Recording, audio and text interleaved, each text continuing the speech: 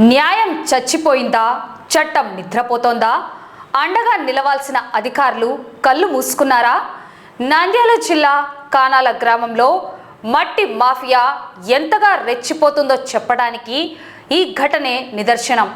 తరతరాలుగా నమ్ముకున్న భూమిని కళ్ళ ముందే తవ్వేస్తుంటే నా పొలం తవ్వొద్దని అడ్డుకున్న ఒక సామాన్య రైతును జేసీబీతో తొక్కి చంపేస్తామంటూ మృగాల్లా గాండ్రించారు. కన్నీరు మున్నీరవుతూ ఆ బాధితుడు అధికారుల చుట్టూ తిరుగుతున్నా నేటికి స్పందన కరువైంది. అసలు కానాల గ్రామంలో ఏం జరుగుతోంది? పగలు రేయి తేడా లేదు, అక్రమార్కులకు అడ్డు అదుపు లేదు. నంద్యాల జిల్లా కానాల గ్రామంలో గత 5 రోజులుగా మట్టి మాఫియా యథేచ్ఛగా పగలు రాత్రి తేడా లేకుండా జేసీబీలు పెట్టి మట్టిని తరలిస్తోంది. భూమాత గుండెను తవ్విపోస్తూ కోట్లు సంపాదిస్తున్నారు ఈ అక్రమార్కులు. ఈ దారుణంపై మీడియా కోడై కూసినా రెవెన్యూ అధికారులు మాత్రం గురకపెట్టి నిద్రపోతున్నారు. ఉప్పరి మహేష్ కానాల గ్రామానికి చెందిన సామాన్య రైతు.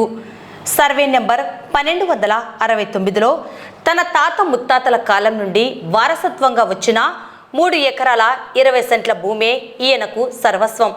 ఆ భూమిని నమ్ముకొని బ్రతుకుతున్నాడు. కానీ ఈ మట్టి రక్కసి కన్ను ఆ పేద రైతు భూమిపై పడింది. మహేష్కు తెలియకుండానే దాదాపు 1 ఎకరా పొలాన్ని జేసీబీలతో గుల్ల చేశారు. పంట పండాల్సిన చేనును శ్మశానంలా మార్చేశారు. తన పొలాన్ని తవ్వేస్తున్నారని తెలిసి కడుపు మండి అడ్డుకోవడానికి వెళ్ళాడు ఆ రైతు.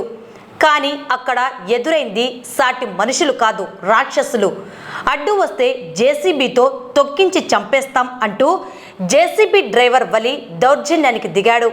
ప్రాణ భయంతో వణికిపోయిన ఆ పేద రైతు కన్నీళ్లతో అక్కడి నుంచి పరుగులు తీశాడు.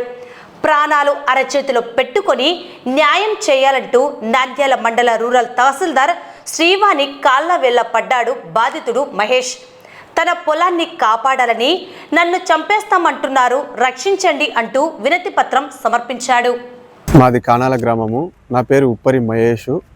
మాది పొలం కానాల్లో ఉంది. 1269 సర్వే నెంబరు. 3 ఎకరాలు 2 సెంట్లు ఉంది. అది మాకు వారసత్వంగా వస్తుంది. ఈరోజు ఉదయం నేను పొలం దగ్గరికి వెళ్ళగా మట్టి తవ్వుతున్నారు. ఎకరం భూమిలో ఎకరం భూమిలో మన్ను తవ్వుతున్నారు. 1.5 మీటర్ల లోతుతో ఎకరం భూమి తోగేసినారు.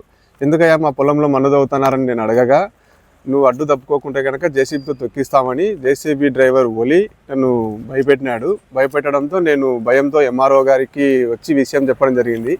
అర్జీ ఇవ్వడం జరిగింది. ఎంఆర్ఓ గారు వెంటనే సానుకూలంగా స్పందించి వెంటనే చర్యలు తీసుకుంటామని చెప్పింది.